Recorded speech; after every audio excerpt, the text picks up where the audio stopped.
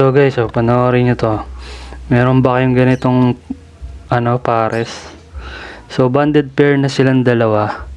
Kaya lang lagi pa rin sila nagaganyan So yung cock dyan, yung green, yung pale follow, yung hen. Sa video kasi na yan, parang ginagwardyahan nung hen yung malunggay. Binigyan ko kasi sila malunggay. Ayaw niya yung sumali yung cock sa pagkutkot niya. Pag ganyan na lagi nag-aaway yung mga pares nyo, normal naman yan. Basta yung parang espadahan lang ng tuka. Huwag yung parang sa leeg na o sa paa. Pagka tukaan lang naman, sa tuka lang, okay lang yun, normal lang yun. Kasi minsan nagtatabi rin naman yan Nagkukutuhan, nagsusubuan din.